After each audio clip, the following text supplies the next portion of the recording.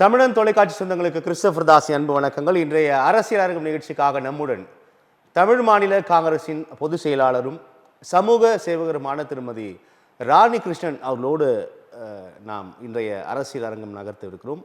சமகால அரசியல் நிகழ்வுகள், தமிழகத்தில் இருக்கக்கூடிய பரபரப்பான அரசியல் களம் உள்ளிட்ட அரசியல் நகர்வுகள், செய்திகள், கருத்து விமர்சனங்களோடு அவர்கள் செய்து வருகின்ற சமூக சேவையின் மூலமாக தொண்டு நிறுவனம் நடத்தி வருகிறார். அதன் மூலமாக பல நூறு முதியவர்கள், பெண்கள், குழந்தைகள் உள்ளிட்டவர்களுக்கான மிகச் சிறந்த வழிகாட்டியாக அந்த சமூக தொண்டு பயணத்தை மேற்கொண்டு வரக்கூடிய திருமதி ராணி கிருஷ்ணன் அவர்களோடு முதல்ல அவருடைய சமூக சேவை தொடர்பாக நாம் நிறைய விஷயங்கள் பேசலாம். வணக்கம்.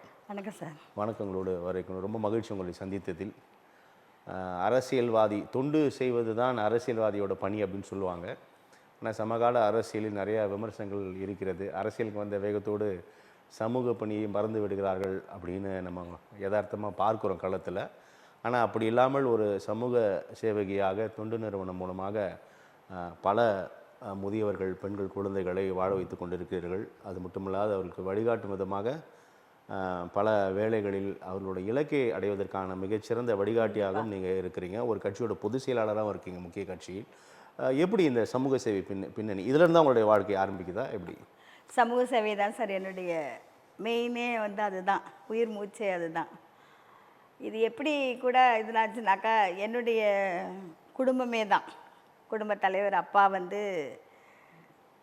கொடுத்து விட்டு அவர் குடும்பத்தை சரியாக பராமரிக்காதனால அம்மாவை மேலேருந்து கீழே தள்ளி விட்டு அதெல்லாம் நேரடியாக பார்த்து அப்பா 3 ஜவுளி கடை வச்சுருந்து அந்த கடையை நாசமாக்குனார். அம்மா ஒரு முதியோர் குழந்தைகள் காப்பகத்தில் போய் அந்த கடைசி தம்பி பாபு வயிற்றில் இருக்கிறப்போ அவங்க ஒரு முதியோர் குழந்தைகள் காப்பகத்தில் வேலை செஞ்சு அதெல்லாம் அவங்க அந்த சர்வீஸு அந்த குழந்தைய வயிற்றில் வச்சுக்கிட்டே போய் அவ்வளோ சர்வீஸ் பண்ணியிருக்கிறாங்க அவங்க. அதெல்லாம் எனக்கு கொஞ்சம் ரோல் மாடலாக இருந்தது. அம்மா நினச்சாங்க நம்ம பிள்ளையும் இது மாதிரி அங்கே இருக்கிற பிள்ளைங்களை பார்த்துட்டு என் பிள்ளைங்களும் இது மாதிரி நம்ம கொண்டுட்டு வரணும் அப்படின்னு அவங்களுடைய தாட்டு இருந்திருக்குது. சொல்லி வளர்த்தாங்க. நீங்கள்லாம் நிறையா போய் பப்ளிக்கில் போய் சர்வீஸ் பண்ணணும் அப்படின்னு சொல்லி வளர்த்தாங்க. எல்லாத்துக்கும் அதான் விட்டு கொடுங்க, கெட்டு போகாதீங்க அப்படின்னு சொல்லி வளர்த்தாங்க. அதெல்லாம் எங்களுக்கு ஒரு வழி, இன்ஸ்பிரேஷனாக இருந்துச்சு. இன்ஸ்பிரேஷன். அப்புறம் அது இல்லாமல் நான் என்னுடைய பள்ளி பருவ காலம் கூட ரொம்ப நான் படிக்கலை. ஸ்கூல் ஃபைனல் தான். அது கூட ஒரு சிஸ்டர் எலிசபெத் ரோஸ் அவங்க தான் ரெவரண்ட் சிஸ்டர் கேத்தலிக் இன்ஸ்டிடியூஷன் அவங்க தான் என்னை வளர்த்தது. அப்பா இப்படி இருக்கிறாரு, அம்மா கஷ்டப்படுறாங்க. அம்மா எங்கள் தாத்தா வீட்டுக்கு போயிட்டாங்க. தம்பி தங்கச்சிங்களோட தாத்தா வீட்டுக்கு போகணுன்னு எங்களுடைய லைஃபு பூரா போர்டிங் லைஃபாகவே போயிடுச்சு. அந்த போர்டிங்கில் போய் நாங்கள் சின்ன சின்ன வேலைகள்லாம் பார்த்து அந்த சிஸ்டர் கொடுக்குற பணிகள்லாம் செஞ்சுட்டு எல்லாம் அவங்க எப்படி அவங்க செயல்பாடு படுறாங்களோ அவங்க ரொம்ப என் மேலே துருன்னு அங்கே அந்த காலேஜே வளம் எல்லாம் இது பண்ணிகிட்ருக்கிறப்ப அவங்க என்னை ரொம்ப நல்லா பார்த்து இது பண்ணி அந்த ஸ்கூல் ஃபைனல்ஸ் இதை எனக்கு முடிச்சு கொடுத்தாங்க. அதுக்கப்புறம் நான் அதுலேயும் நான் ஃபெயில் ஆனேன். இருந்தாலும் அதுக்கு நான் மனம் தளரல. படி அப்படின்னு தான் சொன்னாங்க. ஆனால் அதுக்கப்புறம் இங்கே ஸ்டெல்லா மேரிஸ் காலேஜில் நவநிர்மலான்னு ஒரு யூனிட் இருக்குது. இந்த அப்போ ஓல்டு எஸ்எஸ்எல்சி, ஓகே, இப்போ தான் 10th 12th அப்படின்னு. அப்போ ஓல்டு எஸ்எஸ்எல்சி. அந்த ஓல்டு எஸ்எஸ்எல்சி படிக்கிறப்ப தான் அவங்க அந்த நவநிர்மலா கோர்ஸ்னு 3 years கோர்ஸ். அது இப்போ ஆமாம், அதுக்கு தனியாக ஒரு இது இருந்தது. சிஸ்டர் ரெவரன் பாலின் சுவாமிநாதன் அவங்க பேர். அவங்க தான் அதை பிரின்ஸிபல் அவங்க அதை நடத்துனாங்க. இப்போ நான் அதுவும் எனக்கு பாதியில் இதாகிடுச்சு. அதுக்கப்புறம் நான் ஒரு ஆர்ஃபனேஜ், ஒரு க்ரஷ் மாதிரி ஒன்று தொடங்கலாம், டே கேர் சென்டர், அப்போ க்ரஷ்ன்னு சொல்லுவாங்க. அது தொடங்கினேன், ஒரு வருமானம் வரட்டும் அப்படின்ட்டு. சத்யா ஸ்டுடியோவில் தினம் போய் இந்த கார்டு, மெம்பர்ஷிப் கார்டு எழுத சொல்லுவாங்க. ஒரு நாளைக்கு 1000 கார்டு எழுதுனா 18 ரூபாய் சம்பளம். அந்த பார்ட் டைமா அதை பண்ணுறீங்க? ஆமாம். என்ன கார்டு? உறுப்பினர் கார்டு. அதை எழுத சொல்லுவாங்க. 1000 கார்டு, அட்ரஸ் எழுதணும். அந்த கார்டு கொடுப்பாங்க. அந்த கார்டில் வந்து எழுதணும். அதில் ஒரு 22 லேடிஸ் வேலை பார்த்தோம். 1000 கார்டு எடுத்தா 18 ரூபா 18. நாள் ஒன்றுக்கா? ஆமாம். ஓ, அதை நாங்கள் வந்து 1000 கார்டு எழுதுவோம். அதில் நான் வந்து ரொம்ப இதாக இருப்பேன். 18 ரூபாயில் ₹1 கூட மிஸ் ஆகக்கூடாதுன்னு. நாங்கள் டிஃபன் கூட வாங்கிட்டு போனால் கூட நானும் என் ஃப்ரெண்டு புஷ்பாங்கிறவங்க ஒரு ஏரியாவில் இருந்தோம்னா, அந்த ஏரியாவிலேருந்து ஒரு 50 பைசாவுக்கு ஆளுக்கு 4 அண்ணா போடுவோம். அப்போ அண்ணா கணக்கு அப்படி வரும். 4 அண்ணா போட்டோம்னா 50 பைசாவுக்கு இட்லி வாங்குவோம். 4 இட்லி வந்து அது டிஃபன் பாக்ஸில் போட்டு எடுத்துகிட்டு வந்து மத்தியானம் சாப்பாட்டுக்கு வச்சுக்குவோம். ஒரு டீ வந்து அந்த சத்யா ஸ்டுடியோவுக்கு பக்கத்துலேயே ஒரு டீ கடை இருக்குது. அந்த டீ கடையில் 15 பைசா 15 பைசா அதை கொடுத்தோம்னா ஒரு டீ கொடுப்பாங்க. நல்ல இவ்வளோ பெரிய டம்ளர். அது நாங்கள் ஆளுக்கு பாதி பாதி எடுத்துக்குவோம். இப்போ அது வந்து 4 கப்பாக ஆக்குவாங்க. சின்ன சின்ன கப்பாக கொடுக்குறாங்க. 4 ஆக்கலாம். நாங்கள் அதை 2 ஆக்கி குடிப்போம். அதில் தான் வந்து ஒரு தடவை கொஞ்சம் சீக்கிரம் போய் பசிக்குதுன்ட்டு அந்த என்ட்ரன்ஸில் ஒரு இது மாதிரி இருக்கும், ஸ்லோப் மாதிரி. அதில் உட்காந்து நாங்கள் 2 பேரும் சாப்பிட்டுட்டு இருந்தோம். அப்போ தான் முன்னாள் அமைச்சர் சீஃப் மினிஸ்டர் எம்ஜிஆர் அவர்கள் வந்து அந்த காரில் இந்த இது போட்டு போனாங்க. ஸ்பீட் பிரேக்கர் இருந்தால் போனாங்க. நிறுத்திட்டாங்க. எங்களை பார்த்துட்டாங்க. பார்த்துட்டு அவரை உள்ளே போய் அவங்க மேக்கப்புக்கு போயிருக்கிறாங்க. நவரத்தினம்னு ஒரு திரைப்படம், ஒரு படம் ஷூட்டிங் அது. அப்போது நான் வந்துட்டு அங்கே உள்ளே போய் கொஞ்சம் நேரத்தில் எங்களை கூப்பிட்டு அனுப்பிச்சாங்க. நாங்கள் வரமாட்டோம், எங்களுக்கு பாஸ் வந்தாங்கன்னா எங்களை திட்டுவாங்க, தேடுவாங்க, கார்டு எழுதுகிற நேரம் எங்களுக்கு. கார்டு போயிடுச்சுன்னா என்ன ஆகிறது? 2 ரூபீஸ் 3 ரூபீஸ் போனால் கூட கஷ்டம் தானே. அதனால் நாங்கள் வரல. இல்லை எம்ஜிஆர் கூப்பிட்டு நீங்கள் வரலன்னு சொல்கிறீங்க. ஆமாம், சின்னையா கூப்பிடுறாங்க அப்படின்னாங்க. இல்லை, உங்களுக்கு அது எம்ஜிஆர் தெரியும் இல்லையா? தெரியாது, அவர் ஒரு பாஸ்ன்னு தெரியாது, அவர் ஒரு யாரோ நடிகர்னு கூப்பிடுறதா தெரியாது. நீங்கள் முடியாதுன்னு சொல்கிறீங்க வேலையை விட்டு. 2 பேருமே வரமாட்டோம். வேலை தான் எங்களுக்கு முக்கியம். நான் வரல. அப்புறம் எங்கேயோ ஃபோன் பண்ணி யாரோ வரைச்சி, அப்புறம் எங்களுக்கு இன்சார்ஜ் உங்களை கூப்பிட்றாங்க, வாங்க சின்ன என்ன பண்ணீங்க? எங்களை சத்தம் போட்டாங்க. நாங்கள் என்ன சாப்பிட்டோம், பசிச்சது சாப்பிட்டோம் அப்படின்னு சொன்னோம். சரி வாங்க, என்னன்னு தெரியல, கூப்பிட்றாங்க வாங்க. சரின்னு போனோம். போயிட்டாங்க ஸ்டுடியோ. அந்த உள்ள திறந்தோம், ஃபுல்லாக கண்ணாடி. போனோடனே நம்ம வந்து எல்லா கண்ணாடியும் நம்ம தெரியிறோம். கூட வந்து லதா அம்மா இருந்தாங்க, சினிமா ஆர்டிஸ்ட்டு லதா. இன்னும் யாரோ இருந்தாங்க. நவரத்தினம்னு அந்த இதில் இருந்தது பேரெல்லாம். அப்போ அந்த கண்ணாடியில் பார்த்து இப்படி பார்க்குறோம். யார் சின்ன யாருன்னு எங்களுக்கு தெரியல. நிறைய ஆளுங்க மேக்கப்பு அது இதுன்னு போடுற எல்லாம் நின்றுட்டு இருந்தாங்க. அப்புறம் இவர் பார்த்துட்டு போங்க சீக்கிரம் போங்க, கூப்பிட்றாங்கல்ல போங்க அப்படின்னா 2 பேரும் போனோம். இவர் தான் சின்னையா பேசுங்க, எதுக்கு எங்களை கூப்பிட்டீங்க அப்படின்னு நான் தான் முதல்ல கேட்டேன். எதுக்கு எங்களை கூப்பிட்டீங்க? உன் பேர் என்னம்மா? என்ன அங்கே உட்காந்துட்டு என்ன சாப்பிட்டுட்டு இருந்தீங்க? நாங்கள் வந்து நாங்கள் பசியாத்துறதுக்காக அங்கே சாப்பிட்டுட்டு இருந்தோம். நீங்கள் அதெல்லாம் கேட்குறீங்க, இப்போ எதுக்கு எங்களை கூப்பிட்றீங்க? எனக்கு வந்து நம்ம வீட்டில் பேசுகிற மாதிரி நான் பேசிட்டேன். அப்போ எம்ஜிஆர் உங்களுக்கு தெரியும்ல? எம்ஜிஆர்னு தெரியாது சார் எங்களுக்கு. அது வந்து அவர் வந்து பேசுகிறாரு. நாங்கள் அவர் கேட்ட கேள்விகளுக்கு நாங்கள் பதில் சொல்லுவோம். எனக்கு புரியல. நீங்கள் எம்ஜிஆர்னு தெரியாதுன்னா அவர் உங்கள் முன்னாடி தானே இருக்காரு, அவரை பார்க்குறீங்க, தெரியலன்னா எப்படி? எனக்கு புரியல. தெரியல. நான் வந்து எனக்கு அந்த இதில் அவரோட படம் நான் பார்க்கலல்ல. உண்மையிலே எம்ஜிஆர் உங்களுக்கு பரிச்சயம் இல்லை? தெரியாது. யாராவது சொல்லியிருந்தாங்கன்னா இவர் தான் பாஸ், இவர் தான் வந்து இந்த இதை நடத்துறாரு அப்படின்னு யாராவது எங்களுக்கு ஒரு க்ளூ கொடுத்துருந்தா கூட நாங்கள் உஷாராக இருந்திருப்போம்.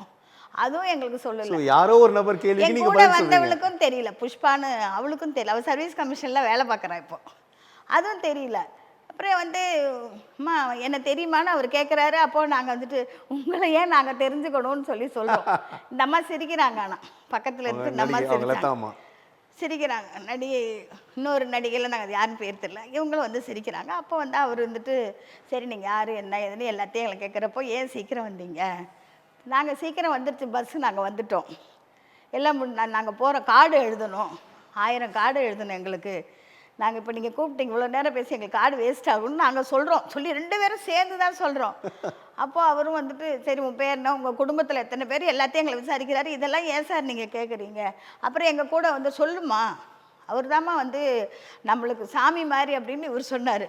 இது என்ன இது இவரை பார்த்து சாமி மாதிரிங்கிறாரு அப்படின்ட்டு எனக்கு இந்த மெட்ராஸு புதுசு, இதுவும் எல்லாமே எனக்கு வந்து அது ஒரு புதுசாகவே இருந்தது. அப்போ அவர் வந்துட்டு சொல்கிறார் இந்த மாதிரி, இல்லைம்மா நீ பயப்படாம இல்லை, நான் பயப்படல சார், நீங்கள் வந்து கேட்குற கேள்விக்கு நான் பதில் சொல்கிறேன் அவ்வளோதான் அப்படின்னு. சரி என்ன உங்கள் வீடு எங்கே இருக்குது? வீடு வந்து இங்கே தான் இருக்குது அப்படின்னு நாங்கள் என்னுடைய முகவரியை கொடுக்குறேன். அப்புறம் அவர் சொல்கிறார் எங்கே வேலை இதில் வந்து எத்தனை கார்டு எழுதுகிறேன்? உறுப்பினர் கார்டு 1000 கார்டு எழுதுகிறேன் சார் 1000 கார்டு எழுதிடுவியாம்மா? எழுதுறேன். அவங்க இவங்களையும் கேட்டாங்க, என் கூட வந்த புஷ்பாவையும் கேட்டாங்க, நீ எழுதுறியாம்மா? ஆமாம். சரி, வெரி குட். அவர் வந்து சொல்லிவிட்டு, சரி என்ன தெரியுமான்னு கேட்குறாரு. உங்களை எனக்கு தெரியாது அப்படின்னு சொன்னேன். இந்த அவங்கள தெரியுமா அவங்கள தெரியுமான்னு கேட்குறாரு. எனக்கு தெரியும், உண்மையாலுமே தெரியல சார் எங்களுக்கு. அப்புறம் தான் அவர் சொன்னார், சின்னவர்னு கேள்விப்பட்டிருக்கேம்மா, நான் கேள்விப்பட்டதில்லை.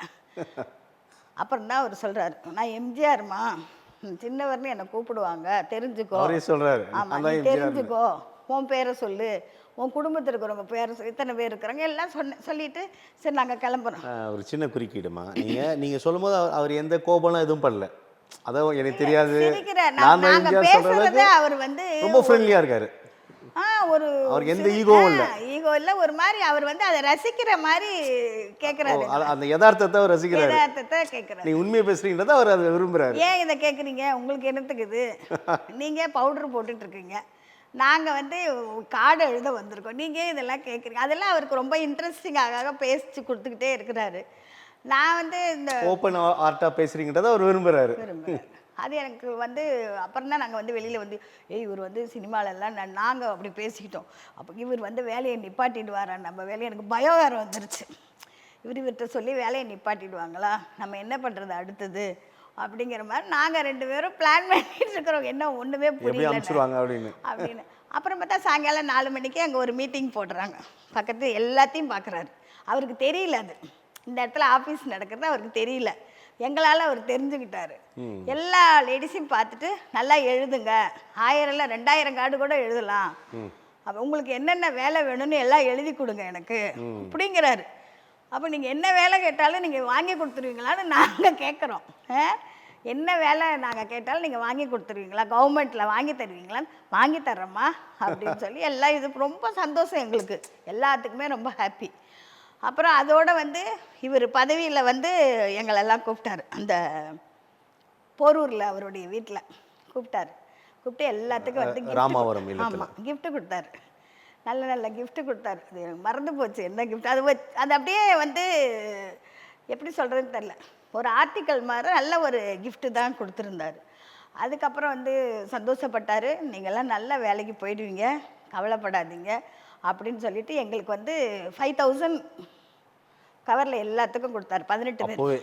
பெரிய உயர்ந்த பணம் சார். நான் எங்களுக்கு 18 ரூபாயே அது வந்து எங்களுக்கு வந்து 30,000 40,000 சேலரிக்கு சமம். 5000னா எவ்வளோ இதாக இருக்கும். எங்களுக்கு ரொம்ப ரொம்ப சந்தோஷமாக இருந்தது. அதில் வந்து நாங்கள் வந்து பட்ட சந்தோஷம் வந்து கொஞ்சம் நெஞ்சம் இல்லை, அவ்வளோ பெரிய அமௌண்ட்டை நாங்கள் பார்த்தது பெரிய சந்தோஷம் இருந்தது. எல்லாருக்கும் கொடுத்து ரொம்ப ஹாப்பிமா. நான் வந்து கட்டாயம் வந்து உங்களுக்கு அவர் சொன்ன மாதிரி எங்களுக்கெல்லாம் வேலை, நான் சொன்னேன் எல்லோரும் வேலை கேட்டாங்க, நான் மட்டும் எனக்கு இடம் கேட்டேன். எனக்கு வந்து இடம் வேணும், இடம் உனக்கு எதுக்குன்னு கேட்டார்.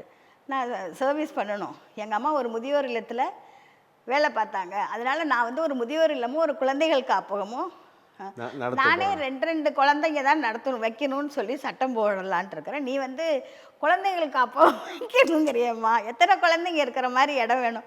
100 குழந்தைங்க இருக்கணும், பாட்டிங்கெல்லாம் இந்த மாதிரி சீனியர் சிட்டிசன்ஸு அதுவும் இருக்கணும், 100 பேர் இருக்கணும். அப்படிலாம் நான் வந்து என்ன அறியாமல் தான் நான் கேட்டேன். அப்போ எல்லாமே அவங்க நோட் பண்ணாங்க. நீ அப்போ முதலமைச்சர்? ஆமாம். நீங்கள் இப்போ பேசும்போது அவர் முதல்வராக இருக்கார். ஓகே. அப்போ தான் வந்து அப்போ ஆமாம். அப்போ வந்து எங்களுக்கு வந்து எல்லோரும் வந்து கூப்பிட்டுட்டு வர சொல்லி எல்லாத்தையும் வந்து கிஃப்ட் கொடுத்து எல்லாம் முடிச்சிட்டாரு. அப்புறம் டி நகரில் வந்து ஒரு ஆஃபீஸு, ஆற்காடு தெரு, முத்து நாங்கள் ஒருத்தரும் பிஏ, இன்னொருத்தரும் இருந்தார், 2 பேர் பிஏ இருந்தாங்க. அவங்கள வந்து எங்களை வர சொன்னப்போ நாங்கள் போனோம். நாங்கள் 5 பேர் போனோம். ஒருத்தருக்கு சர்வீஸ் கமிஷன், ஒருத்தருக்கு ஹவுசிங் போர்டு, அப்படி ஒரு போலீஸ் டிபார்ட்மெண்ட்டில் அமுதா தமிழ் ரைட்டர். அப்புறம் வந்து நான் வந்து இடம் எனக்கு வந்து இது வேண்டாம், கவர்மெண்ட் வேலை எனக்கு வந்து ஒதுக்குனாங்க, நான் வந்து வேண்டாம் அப்படின்ட்டு. எனக்கு இதுதான் இடம் தான் வேணும். இம்மிடியேட்டாக ஒரு ஜலால் ஐஏஎஸ், அவர் வந்து சைதாப்பேட்டில் கலெக்டராக இருந்தார், அவரை கூப்பிட்டு வரிசை என்னை உட்காருங்கன்ட்டார். உட்காருமா அப்படின்ட்டார். அப்புறம் உட்காந்துட்டு இன்னும் இந்த பிள்ளைய மட்டும் உட்கார சொல்கிறாங்களே அப்படின்ட்டு, எனக்கு இந்த பிள்ளைங்கள்லாம் போயிடுமோ, என்னமோ போயிடுச்சுங்களா, ஐயோ நம்ம மாட்டிக்கிட்டோமோ, தெரியாமல் கேட்டுட்டனோ, இடம் கேட்டுட்டனோ அப்படி எனக்கு பலவிதமான பயம் அப்படிலாம் இருந்தது. அப்போது வந்து இவர் வந்து கலெக்டர் வந்து இந்த அம்மாவை கூட்டிகிட்டு போயிட்டு சிட்டியில் எங்கே இடம் இருக்குதோ பார்த்து இவங்களுக்கு ஒரு இடம் வந்து அலாட் பண்ணி எனக்கு சாயந்தரத்துக்குள்ளே வந்து இது பண்ணுங்க. சாமியே வந்து இறங்கி சொன்ன மாதிரி இருந்தது. நான் வந்து ஒரு கனவு கண்டேன். நீ சொல்றது எனக்கு ஆச்சரியமா இருக்குல்ல. அந்த ஒரு கனவு முதலமைச்சர் நிறைவேறின மாதிரி அப்படியே நான் என் முன்னாடி குழந்தைங்க எல்லாமே உண்மைதான் அப்படின்ட்டு எனக்கு ரொம்ப சந்தோஷமா இருந்துச்சு. சார் ரொம்ப நன்றி, நீங்கள் சொன்னது அன்னைக்கு சொன்னீங்க, இன்னைக்கு செஞ்சுட்டீங்க சார், ரொம்ப சந்தோஷமா இருக்கு. அப்போ வந்து எங்களுக்கு சாமியே வந்து சொன்ன மாதிரி இருக்குது அப்படின்னு சொல்லி சொன்னேன் அவர்கிட்ட. போம்மா போயிட்டு வா அப்படி, இது வாயாடி கொஞ்சம் கவனமாக கூட்டிகிட்டு போப்பா அப்படின்னு அவர்கிட்ட சொல்கிறாரு. ஜல்லால்கிட்ட சொல்லி அவருடைய ஜீப்லேயே, சார் இந்த கேகே நகர்லேருந்து கேளம்பாக்கம் வரைக்கும் கூட்டிகிட்டு போய் ஒரு சுமார் ஒரு 10-15 இடத்த காமிச்சாங்க. கேளம்பாக்கத்துலேருந்து ரிட்டர்ன் ஆகிறப்போ சோழிங்கநல்லூர் இந்த பக்கம் வந்துன்னா காரை பக்கம் இந்த இடம் லெஃப்ட் மெயின் ரோடாக இருக்குமா, இது நீங்கள் பார்த்துக்கங்க அப்படின்னு 45 வருஷத்துக்கு முன்னாடி அவர் வந்து கூட்டிகிட்டு வந்து இது பண்ணி தண்டாரா போட்டு, அந்த காரை பக்கத்தில் தண்டாரா போட்டு மக்களோட தீர்ப்பு 15 நாள் வைத்து, அதுக்கப்புறம் எனக்கு அந்த இடத்த வந்து அலாட் பண்ணாங்க. அந்த இடம்னா அவ்வளோ பெரிய இடம் எனக்கு வேணாம், கொஞ்சம் இடம் போகிறோம். பெரிய இடமா இருந்தது, எனக்கு கொஞ்சம் இடம் கொடுத்தா போகிறோம். ஒரு 100 குழந்தைங்க வாழ்கிற மாதிரி, பாட்டிங்க 100 பேர் வாழ்கிற மாதிரி எனக்கு இடம் கொடுங்க. அவர் ரொம்ப சந்தோஷப்பட்டார் கலெக்டர். பரவாயில்லம்மா, நீ வந்து டான்னு எல்லாம் கேட்குற அப்படின்னு சொல்ல. அப்போ அவர் வந்து, ஆமாம் சார், இதுதான் என்னோட லட்சியம், ரொம்ப பேர் எடுத்து வளர்த்தக்கூடாது, அவ்வளோதான், என்னால் என்ன முடியுமோ அது நம்ம செய்யணும். உடனே வந்து 10,000 ரூபாய் வந்து கொடுத்து, அந்த முத்துங்கிறவர்கிட்ட, ஆற்காடில் முத்துங்கிறவர்கிட்ட கொடுத்து, இன்னொருத்தர் பேர் எனக்கு மறந்து போச்சு, அவர்கிட்ட 2 பேரையும் ஆர்டர் போட்டு, இவங்களுக்கு ஷெட்டு போட்டு கொடுத்துருங்க அந்த இடத்துல அப்படின்னு சொல்லி, பெரிய செட்டு சார். 10,000னா இன்றைக்கி வந்து 2 லட்சம் 3 லட்ச ரூபா இருக்கும் அந்த செட்டு, 5 லட்சம் கூட இருக்கலாம். ஏன்னா அவ்வளோ பெரிய செட்டு, அழகாக திக்காக நல்லா இருந்தது ஷெட்டு. அப்படி போட்டு கொடுத்தாங்க. ஸோ நான் சொன்னேன், சார் நீங்கள் வாங்க, நீங்கள் வந்தீங்கன்னா எங்களுக்கு ஹாப்பியாக இருக்கும், நீ உன் பணியை கரெக்டாக செய், போ உன் வேலையை நீ என்ன சொன்னியோ அதை செய், அதில் வந்து அங்கங்கெல்லாம் இது பண்ணாத, உன் வேலையை மட்டும் போய் பாரு போமா அப்படின்னு சொல்லி அனுப்பிச்சிட்டார். எனக்கு அப்படி ஆரம்பிக்கப்பட்டது தான் அது காப்பாங்க. இன்றைக்கி வந்து 45 ஆண்டுகளுக்கு அப்புறம் பல வேலைகள், பல இது எதிர்ப்புகள் எத்தனையோ நிறைய நான் சந்திச்சிட்டேன் சார். இருந்தாலும் நான் ஃபேஸ் பண்ணுறேன். தைரியம்தான், தன்னம்பிக்கை தான் எனக்கு. செல்ஃப் கான்ஃபிடென்ட் இல்லைன்னா இதில் வந்து வேலை பார்க்க முடியாது. அந்த துணிச்சலும் அது இருக்கங்காட்டி தான் நான் இன்னைக்கு வரைக்கும். எந்த விதமான எதிர்ப்புகளை எதிர்கொண்டீங்க? எதிர்ப்புனா, ஒரு நல்ல இடத்துல வந்து செட்டில் ஆகிட்டேன். அதுக்கப்புறமேட்டுக்கு அதுக்கான வேலைகள்லாம் ஆரம்பிக்கிறப்ப தான் எனக்கு பல தொல்லைகள் சின்ன சின்னதாக தான் வந்தது. அப்புறம் நீங்கள் அந்த ஆரம்பித்த போது அங்கே ரொம்ப ரொம்ப ஒதுக்குப்புறமா இருக்கும். இப்போ இந்த மாதிரிலாம் இருக்காது. இந்த சங்கர் கொலை பண்ணிட்டாங்க, இல்லை நீ எப்படிமா போவ, வண்டியெல்லாம் நிப்பாட்டுவாங்க, நிப்பாட்டி இது எப்படி குழந்தைங்கள்லாம் அப்போல்லாம் ஹாஸ்பிட்டல்ஸ் கிடையாது, நேராக இதில் அது என்ன தண்டையார்பேட்டை ஹாஸ்பிட்டலுக்கு தான் வரணும், கால்ராஸ் அங்கே தான் வந்து ட்ரீட்மெண்ட் பண்ணிட்டு போவோம். ஜிஹெச்சில் அது ஒரு சின்னதாக வந்து ஒரு, ஆனால் நாங்கள் அங்கே வரமாட்டோம், இங்கே போய் தான் அந்த இடத்துல தான் போய் நாங்கள் வைத்தியம் பார்த்துட்டு வந்துடும். ஒரு டிசென்ட்ரியோ ஒரு வாமிட்டிங்கோ ஏதோ ஒன்றுக்கு நாங்கள் அங்கே தான் வந்துட்டு போவோம். அதுக்கப்புறமேட்டுக்கு பல தொல்லைகள் அந்த ஊரில், கிராமங்கள், அதாவது அப்போல்லாம் வந்து ஒரு பஞ்சாயத்துக்கு வந்து 10 கிராமங்கள், ஒரு யூனிட்டுக்கு இவ்வளவு வில்லேஜ், அது மாதிரி அப்படி இருக்கும்.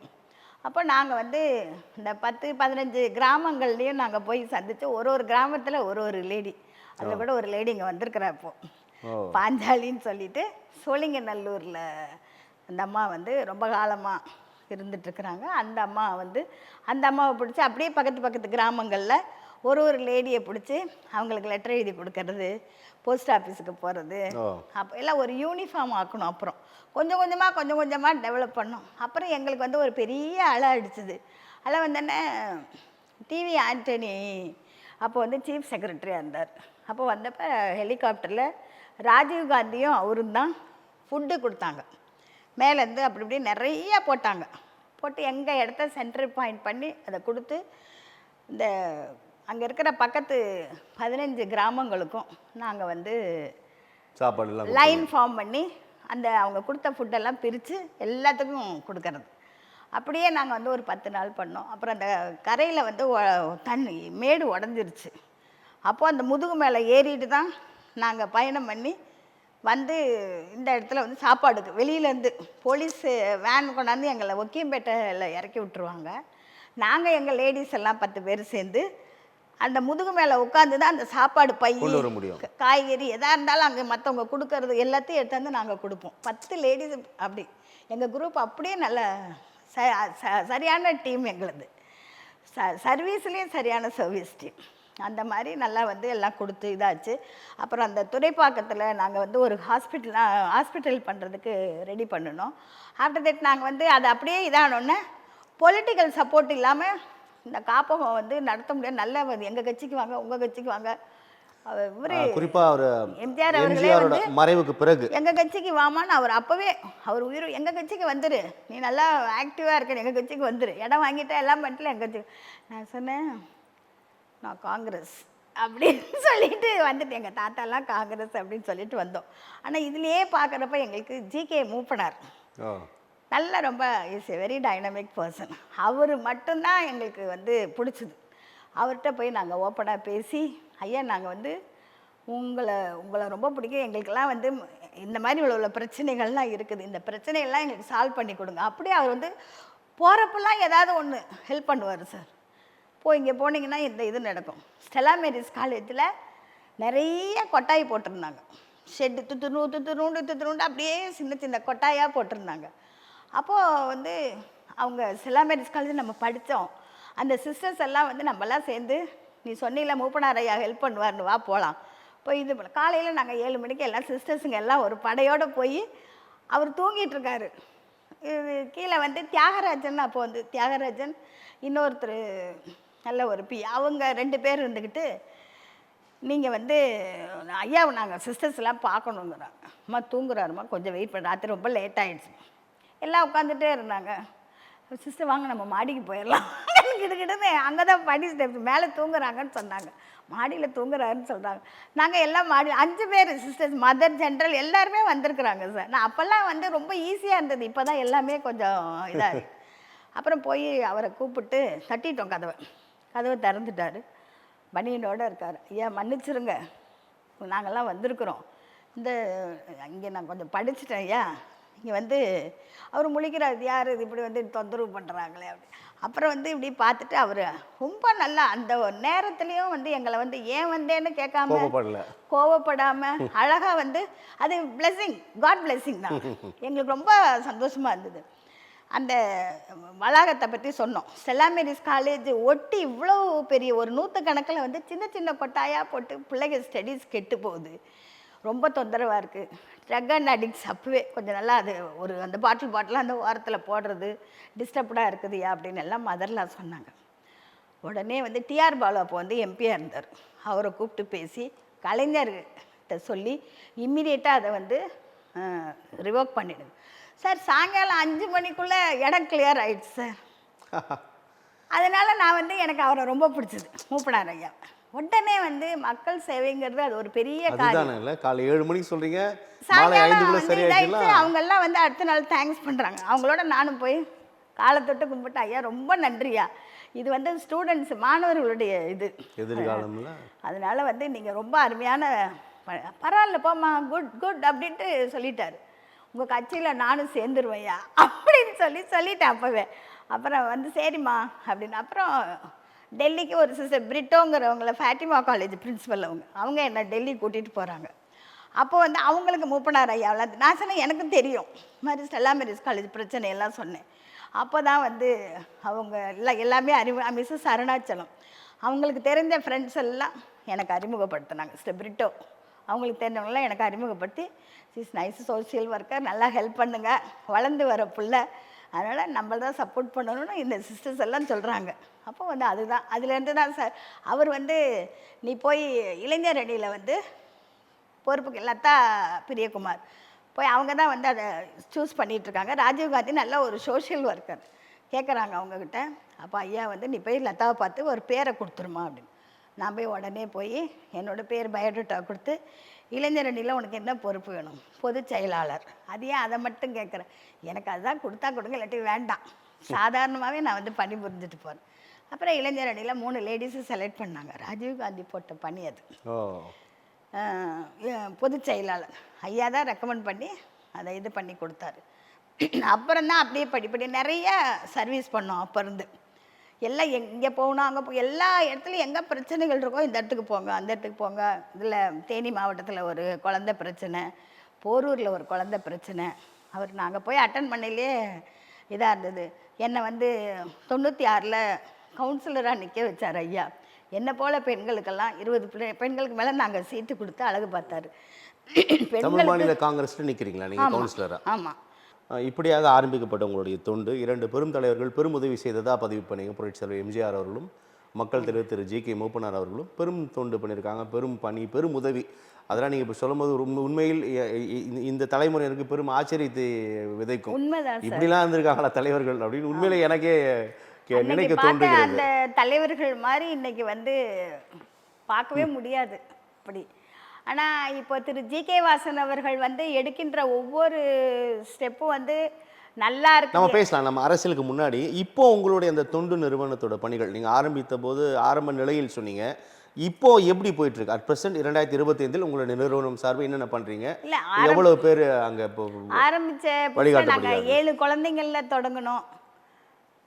குழந்தைகள் வந்து எங்ககிட்ட வந்து இந்த சுனாமி இதெல்லாம் வந்தப்போ நிறைய குழந்தைங்க வந்து கொண்டாந்து நம்ம ஹோமில் வந்து சமூக நலத்துறை, கலெக்டர் ஆஃபீஸ் இப்படி பார்க்குறப்போ எங்கள் சென்டர் தான் அவங்களுக்கு மெயினாக தெரிஞ்சுது. அந்த சென்டரில் அப்படியே எங்களை 100 குழந்தைங்களாம் அனுப்பிச்சி விட்டாங்க. கண்ணகி நகர்லேருந்து 100 குழந்தைங்க, அப்படி ஒரு ஏரியாவிலேருந்து. அப்போ கண்ணகி நகர்லாம் வீடுங்க கிடையாது, எல்லாம் ஒரு பகுதியிலேருந்து குழந்தைங்க வரும். அது எப்படி வருது எப்படி போகுதுன்னு தெரியாது. அந்த குழந்தைகள் அப்படின்றவங்க வந்து ஆதரவற்ற பிள்ளைகள். ஆமாம், இல்லை ஃபேமிலியில் இருக்கிற குழந்தைங்க வீடு இல்லாமல் இருக்கலாம், அப்புறம் வீடு சரியா பார்க்க முடியாமல் பொருளாதார நிலை அந்த மாதிரி எல்லாமே வேலை இல்லாமல் இருக்கலாம். அதனால் டெம்பரவரி அப்படி தான் வந்து எல்லாத்தையும் வந்து பராமரித்து கொண்டாந்து விட்டாங்க. பிள்ளைகளும் ரொம்ப வாழுத்தனம் பண்ணுங்க. எல்லாம் இந்த அம்பு எடுத்து அடிக்கிறது, லைட்டோடையும் அதோடையும் ஸ்ட்ரீட் லைட் எல்லாமே அந்த மாதிரி எல்லாம் போகும். அந்த அவ்வளோ குறும்பு பண்ணுற பிள்ளைங்களையும் நாங்கள் வந்து அவங்களுக்கு ஒரு கெமிஸ்ட்ரி மாதிரி அவங்களுக்கு அவ்வளோ தயார் பண்ணி பேசிக்க கொடுத்து எல்லாத்தையும் அவங்கள நல்லா ஒரு இது பண்ணிகிட்டு இருந்தோம். 1 இயர் வரைக்கும் எங்கள்கிட்ட வச்சாங்க. அதுக்கப்புறம் நாங்களே ஹேண்ட் ஓவர் பண்ணோம். இடம் அவங்களுக்கு வந்து பக்குவம் ஆயிடுச்சு, கிடச்சிருச்சு. வீடெல்லாம் அவங்களுக்கு கொடுத்துட்டாங்க. குழந்தைங்களாம் அவங்கக்கிட்ட போய் அவங்க இன்றைக்கி ஒப்படைச்சாங்க. அதில் ஒரு சில குழந்தைங்கள் எங்ககிட்ட வந்து கண்டினியூடாக இருந்து முடிச்சுட்டு டிகிரி பட்ட எல்லாம் அந்த மாதிரிலாம் போயிருக்குதுங்க. இன்ஜினியர் அது மாதிரி போயிருக்காங்க. 3000 பேர் கிராஜுவேஷன் ஆகியிருக்காங்க. வேர்ல்ட் பேங்க்லேருந்து ஹெல்ப்பு கிடச்சிது. நாங்களும் வந்து தொடர்ந்து ஒரு 3000 இருபாலரா இல்லை பெண் பிள்ளைகள் மட்டுமா? இல்லை குழந்தை இருபாலர். அப்போல்லாம் வந்து ஒரு யதார்த்தம் இருந்தது. குழந்தைங்களுக்கு வந்து சூதுவாதே கிடையாது. நாங்கள்லாம் படிக்க எங்களுக்கெல்லாம் என்னன்னு கூட அதான் திரு எம்ஜிஆர் அவர்கள்ட்டே போய் நாங்கள் போய் யார் நீங்கன்னு கேட்டவங்க. நாங்கள் அந்த மாதிரி நீங்கள் எங்களை கேள்வி கேட்குறீங்க அப்படின்னு கேட்டோம். எங்கள் யதார்த்தம் அவருக்கு பிடிச்சிருந்தது. அதை அவர் ரசித்து வந்து இந்த பிள்ளைங்கள்லாம் உண்மையான பிள்ளைங்க, இவங்களெல்லாம் நல்லா கொண்டுட்டு போங்க அப்படின்னு அழகாக வந்து அவர் ஜலால்கிட்ட வந்து அவர் பேசுகிறப்போ ரொம்ப நல்லா அவர் சொன்னார். இப்போ எனக்கு சொல்ல தெரியல, ஆனால் அவர் சொன்னார். அது நாங்கள் எங்கள் கேட்குறப்ப எனக்கு சாமி மாதிரி அந்த நாள் தெரிஞ்சுது. அவர் எப்படி வந்து அழகாக சொல்கிறாரு நம்மளை பற்றி. பாரு புஷ்பா, நாங்கள் 2 பேரும் அப்படி ஷேர் பண்ணோம். ரொம்ப சந்தோஷம். கடைசி வரைக்கும் இவரை மறக்கவே கூடாது அப்படின்னு சொல்லிட்டு நாங்கள் அவருக்காக நாங்கள் சிலை கூட செஞ்சு வச்சுருக்கோம். அவருக்கும் வச்சுருக்கோம், மூப்பனார் ஐயா சிலையும் வச்சுருக்குறோம். அது எங்கள் காப்பகத்தில் அதை வந்து ஒரு நல்ல ஒரு திருப்பு முனையாக கொண்டுட்டு வரணும்னு நினைக்கிறேன். அந்த நாளையும் நாங்கள் எதிர்பார்த்துட்ருக்குறோம். அதுக்கப்புறம் வந்து சுயவரம் தமிழ்நாட்டில் உலகத்திலேயே முதல் முறையாக சுயவரம் நாம் தான் கொண்டுட்டு வந்தோம். அதை நடத்தணும், சாந்தோமில் நடத்தணும். அப்போ வந்து டாக்டர் எக்ஸ் வந்து ஷெரீஃபாக இருந்தார். அதுக்கு சரி மதுரையில் ஒன்று நடத்தணும். அங்கே வந்து ஒரு மேயர் பட்டுராஜன் அவர் அங்கே இருந்தார். ஒவ்வொரு இடத்துல ஒரு விஐபியை கூப்பிட்டு அந்த விழாவை சிறப்பித்து நாங்கள் வந்து சக்ஸஸ்ஃபுல்லாக்கி சுயவரம். ஆமாம், நாங்கள்லாம் ஸ்டேஜில் இருக்கிறப்போ அன்னைக்கு வந்து டிவி கிடையாது, ஒன்லி ப்ரெஸ் தான். அப்போது நிறைய ப்ரெஸ் வந்து மேடையில் இருக்கிற இந்த சுயவரம் நடத்திய பெண்மணியே வந்து சுயவரத்துக்கு வந்த மாதிரி தான் என்னை கமெண்ட் பண்ணாங்க. அப்போ ரொம்ப நல்லா எல்லாமே தந்தி நிறைய பேப்பர்ஸ்லலாம் நிறைய வருவேன் நான். அப்போ வந்து எடுப்பாங்க பேட்டி, போல்டாக ஏதாவது சொல்லிட்டு போயிட்டே இருப்பேன். இந்த இடம் கொஞ்சம் சரியில்லை, அந்த இடம் அப்படி இருக்குது, இந்த இடம் அப்படி இருக்குன்னு சொல்லிட்டு போயிட்டே இருப்பேன் நான். ஒரு இன்னசென்ட்டாக சொல்லிட்டு போய் அப்போ கூட எனக்கு சின்ன எதிர்ப்புகள்லாம் வர ஆரம்பிச்சிது. இதை சொன்னதுனால தான் இவங்க வந்து நம்மளை திட்டுறாங்களோ அப்படின்ட்டு. கார்பரேஷனில் கூட கவுன்சிலர் ஆக்குனார் ஐயா, மூப்பனார் ஐயா 96. ஆமாம், 2-3 பேர் காம்படிஷனில் வந்தப்போ கூட இந்த அம்மா வந்தால் நல்லாயிருக்கும் அப்படின்ட்டு அவர் செலக்ட் பண்ணி போட்டார். சீனியர்ஸ் எல்லாம் கேட்டாங்க, இது புதுசாக வந்த பிள்ளைக்கு கொடுக்குறாங்க அப்படி. ஆனால் நான் வந்து அவர் பேரை காப்பாற்றினேன். ரொம்ப நல்லா, அதாவது எந்த வார்டு கவுன்சிலர் இருந்தீங்க? மயிலாப்பூர் கவுன்சிலர். ஓ. மயிலாப்பூர் கவுன்சிலர் வந்து நல்ல சூப்பர் கவுன்சிலர். அதாவது எந்த எந்த தெருவில் போய் என்ன கேட்டாலும் இன்றைக்கும் என் பேரை சொல்லுவாங்க. ஓ. எங்கள் கவுன்சிலர் அவங்க தான் அப்படிங்கிற மாதிரி பேசுவாங்க. எல்லா இடத்துக்கும் ஓடுவேன். திடீர்னு எங்கே கூப்பிட்டாலும் போய் நிற்பேன். தண்ணி பிரச்சனை, குழாய் பிரச்சனை, 3 நாள் லீவ் வந்துச்சுன்னா ஏதாவது ஒரு தெருவில் முக்கியமான நாட்களாக இருக்கும், தண்ணி பிரச்சனை வரும், அந்த இடத்துல போய் உட்காந்துருவேன். போய் சீக்கிரம் வாங்க. நல்லா அந்த வார்டில் வேலை பார்க்குற அத்தனை பேரும், ஜேஇஏ எல்லாம் சிஐ அத்தனை பேரும் வந்து அட்டன் பண்ணி அழகாக எல்லாம் பண்ணி கொடுத்தாங்க. சும்மா சொல்லக்கூடாது. அதே போல் தாய் 8 அடினா புள்ள 16 அடிங்கிற மாதிரி அன்றைக்கி மேம்பாலங்களையும் அவர் வந்து நல்லா சிறப்பித்து செஞ்சார். இந்த மேம்பாலங்கள்லாம் வந்தது எங்கள் பீரியடு தான். அவர் மு.க. ஸ்டாலின் அவர்கள் வந்து நல்லா அருமையாக பண்ணி கொடுத்தாரு, மேயராக இருந்தபோது. ஆமாம். ஆனால் இன்றைக்கி நிறைய அவர் வந்து நிறைய விஷயங்கள் அவர் மிஸ் பண்ணுறது எங்களுக்கு ரொம்ப வருத்தமாக இருக்குது. ஒரு நல்ல கவுன்சிலராக அவர்கிட்ட வேலை பார்த்துருக்குறேன். ஒரு நல்ல சோஷியல் ஒர்க்கராகவும் இன்றைக்கு வரைக்கும் இருக்கிறேன். சிலதெல்லாம் வந்து பெண்களுக்கு, முதியவர்களுக்கு, குழந்தைகளுக்கு படிக்கிறாங்க ஸ்கூலில், பிரச்சனைகள் பல வருது. ஏன் பிரச்சனை வருது அப்படின்னாக்கா, அவங்களுக்கு வந்து அந்த நீதி போதனைகள் கிளாஸ் கிடையாது. புக்ஸு பையன் நிறைய தூக்குறாங்க, சுமங்க. இந்த முதுகு பிரச்சனைகள் வந்துடுது. அவங்களுக்கு வந்து டிப்ரெஷன். ஏதோ ஒரு வீட்டில் பேரண்ட்ஸ் வேலைக்கு போயிடுறாங்க, கவனிப்பு இல்லை, வீட்லேயும் கவனிப்பு இல்லை, பள்ளிக்கூடங்கள்லேயும் ஏதோ class, time to eat, time to sleep அப்படின்னு அந்த நாளில் நாங்கள்லாம் வந்து அதை மெயின்டைன் பண்ண மாதிரி இப்போ வந்து கிடையாது. எங்களுக்கு சொல்லி கொடுத்தவங்களாம் நல்ல இது. இப்போ வந்து 50% ஆசிரியர்கள் ஒர்க் நல்லா பண்ணுறாங்க. 50% வந்து பிள்ளைங்க ஃபெயில் ஆகிடும், அதனால் 9th ஸ்டாண்டர்டு ரிவோக் பண்ணிடுறாங்க. இப்போ வேறு ஸ்கூலில் மாற்றுங்க. இன்றைக்கும் நடக்குது, அரசாங்க பள்ளிகளில் நடக்குது. அதெல்லாம் வந்து சொல்லணும். குழந்தைங்களை வந்து அப்போ வந்து மார்க் கம்மியாக இருக்கணும், அங்கேருந்து தான் 6வது 7வது 8வது 9வது படிக்கிறப்ப நீ கடைசி ஃபைனல் ஸ்டேஜுக்கு வரல அந்த குழந்தைய ரிவோக் பண்ணால் அந்த குழந்தையோட மென்டாலிட்டி எப்படி ஆகும் சொல்லுங்கள்? டிப்ரெஷன் தானே ஆகும். அது ஆக விடாமல் யார் பாதுகாக்கணும்? நம்ம தமிழக அரசு தான் பாதுகாக்கணும். அது ஏன் அவங்க தவறுறாங்க? அவங்களுக்கெல்லாம் சொல்லணும். அவங்களுக்கும் நீதி போதனைகள் இன்றைக்கி நிறைய தேவைப்படுது. அவங்களுக்கும் வந்து வீட்டில் பல பிரச்சனைகள் இருக்கலாம் ஏதாவது. ஏன்னா இன்றைக்கி எல்லாமே இந்த செல்ஃபோன்லேயே போயிடுது. முக்கால்வாசி பணிகள்லாம் செல்ஃபோன்லேயே போயிடுது. குழந்தைங்களை வந்து கவனிக்கிறதுல கொஞ்சம். நீதி போதனை வகுப்புகள் பள்ளிக்கூடங்களில் நடப்பதில்லைல்ல, பெரும்பாலும் நீதி போதனைகளே கிடையாது. அவங்களுக்கு நிறைய ஒர்க்கெல்லாம் கொடுக்கணும் சார். ஒர்க்குனாக்கா ஃப்ரீயாக பண்ணணும். புக்ஸு குறைய முதல்ல இறக்கணும். சும்மா அவ்வளோ புக்ஸுங்களை தூக்கிட்டு வர சொல்கிறாங்க, அதுக்கான படிப்புகளை சொல்லி கொடுக்குறாங்களா? கிடையாது. இப்போ நீங்கள் சமூக சேவகியாக உங்களுடைய வாழ்க்கையை தொடங்கி அப்புறம் எம்ஜிஆர் மற்றும் மூப்பன் அவர்களோட இன்ஃப்ளூயன்ஸில் தான் நீங்கள் தமிழ் மாநில காங்கிரஸை நோக்கி நகர்ந்தீங்க, அந்த தலைவரின் பால். இப்போ பொதுச் செயலாளராக இருக்கீங்க. எப்படி போயிட்டுருக்கு உங்களுடைய அரசியல் பணி? எப்படி போயிட்டு அரசியல் பணிங்கிறது இப்போ அன்றைக்கு இது கல்வி கண்ணை திறந்த காமராஜர் இப்படி வந்து கல்வி இல்லாமல் தவிக்கிறது ஒரு பாடு, கல்வியில் வந்து இவ்வளோ மோசமாக போயிட்டுருக்குன்னு ஒரு பாடு, அதை ஃபைனலாக கொண்டு வர்றப்போ அந்த குழந்தைங்களை தகுத்தெறிகிறது ஒரு பாடு, மேற்கொண்டு பெரிய கல்லூரிகளில் போய் சேர்க்குறப்போ அவங்களுக்கு ஆங்கிலம் தெரியாதது ஒன்று, மறுமொழி ஒரு ஹிந்தி ஆங்கிலம் இதெல்லாம் வந்து நம்ம நாட்டுக்கு நிச்சயமாக வேணும். எல்லா லாங்குவேஜும் கற்றுக்கிட்டா ரொம்ப நல்லது. லாங்குவேஜ் இது வேண்டாம் அது வேண்டாம் நம்ம சொல்லக்கூடாது, வேணும். அதெல்லாம் இருந்தால் தான் குழந்தைங்களுக்கு ஒரு என்டர்டைன்மெண்ட்டாக அது ஒரு ஸ்போர்ட்டிவாக எடுக்குங்க. இப்போ நாங்கள்லாம் அப்போ இருந்து சின்ன பிள்ளையிலேருந்து டெல்லி போனால் அந்த ஹாஸ்டலில் தங்குறோம். அவங்களெல்லாம் உட்கார வச்சு தயா பயா ஆகேஜ் ஆகேஜ் அந்த மாதிரி நாங்கள் வந்து படித்து கொஞ்சம் கொஞ்சமாக படிக்கிறோம். ரொம்ப எனக்கு தெரியாது, ஆனால் அதில் இன்ட்ரெஸ்டிங், எனக்கு படிக்கணும் அப்படின்னு ஒரு இன்ட்ரெஸ்டிங். அது மாதிரி குழந்தைங்களுக்கும் படிக்கணும் அப்படின்னு ஒரு இன்ட்ரெஸ்டிங். மும்மொழி கொள்கையை ஏற்றுக்கொள்ளணும்னு சொல்கிறீங்களா? சார் நான் வந்து ஏற்றுக்கணும் எல்லா லாங்குவேஜும் தெரிஞ்சுக்கணும் அப்படின்னு நினைக்கிறேன். அதுக்கு தமிழ் லாங்குவேஜ் அந்த லாங்குவேஜ் நான் பர்டிகுலராக தமிழகத்தில் அதுக்கான உகந்த சூழல் இல்லைன்னு யோசிக்கிறீங்களா? பள்ளிக்கூடங்கள் இருக்குது எல்லாம். ஏன் கன்னட ஸ்கூல் இருக்குது, தெலுங்கு ஸ்கூல் இருக்குது, இந்த எல்லா ஸ்கூலும் இருக்குது. எல்லாமே கற்றுக்கிட்டா நல்லது தானே. யார் கற்றுக்க மாட்டாங்க? ஏன் கற்றுக்க மாட்டாங்க? அதுதான் எனக்கு அது ஏன் அந்த முன்னெல்லாம் அந்த காலத்துலலாம் இந்திய ஆசிரியர்கள்லாம் இருப்பாங்க. கன்னட ஆசிரியர்கள் இருப்பாங்க கன்னட ஸ்கூலில். இப்போ வந்து தமிழ் ஸ்கூலில் போய் பார்த்தீங்கன்னா இந்த டீச்சர்ஸ் இருப்பாங்க. மொழிகள் தெரியாதவங்க தான் இன்றைக்கி வந்து டீச்சர்ஸ் நிறையா பேர். அப்படி ஒரு மிக்சிங்கில் போயிடுது. இதுதான் பர்டிகுலராக வந்து இவங்க தான் இருக்கணும், அவங்க ஸ்ட்ரீம் பண்ணணும், நிறைய விஷயங்கள்லாம் அவங்க ஸ்ட்ரீம் பண்ணணும். ஸ்ட்ரீம் பண்ணால் ரொம்ப நல்லாயிருக்கும். தமிழ் நான் மாநில வந்து யாரையும் குறை சொல்லலை. இல்லை, புரியுது புரியுது, இருக்கக்கூடிய யதார்த்தத்தை சொல்கிறீங்க. ஆனால் எங்கேயுமே எந்த மொழியும் கற்றுக்க வேணாம் அப்படின்லாம் யாருமே இங்கே சார் மொழி நீங்கள் மும்மொழி கற்றுக்க கொள்கை எதிர்க்கக்கூடிய கட்சிகள் கூட எம்மொழியும் நாங்கள் கற்போம் ஆனால் திணிப்பை தானே எதிர்ப்போம்னு சொல்கிறாங்க. யாருமே கற்றுக்க வேணாம்னு சொல்லி இந்திய பிரச்சார சபா இருக்குது, தாராளமாக கற்றுங்க, இது வந்து எந்த இது மொழி வந்து வேணாலும் ஒரு கற்றுங்கன்னு சப்ஜெக்டா சொல்கிறாங்க. வெளியில எடுத்து இது வேண்டாம் அது வேண்டாம்னு சொல்லக்கூடாது. சொல்லல, அப்படி சொல்லலையே. அப்படி யாராவது சொல்கிறாங்களா? சொல்லலைன்னா I am very happy sir, எனக்கு ரொம்ப சொல்லதானே சந்தோஷம். நாங்கள் எம்மொழியும் கற்றுக்கொள்ளுங்கள் அப்படி தானே சொல்கிறோம். ஆனால் ஒரு திணிப்பை வந்து ஒரு அரசியல் ரீதியாக அங்கே எதிர்க்க வேண்டிய நிர்பந்தம் இருக்குது. அப்படி தானே நம்ம இதை அந்த பார்க்கணும். திணிப்பும் இருக்கக்கூடாது சார். அதுதான் சொல்கிறேன். மக்கள்லாம் யாரு, ஒரு அரசுனாக்கா ஒரு மக்கள்லாம் நம்ம மக்கள், நம் நாட்டு மக்கள் எல்லாமே தெரிஞ்சுக்கணும். எல்லாத்தையும் தெரிஞ்சுட்டா எல்லாமே ஈக்குவலேஷனும் இருக்கணும். எல்லாத்துலேயும் வந்து சமமாக இருக்கணும்.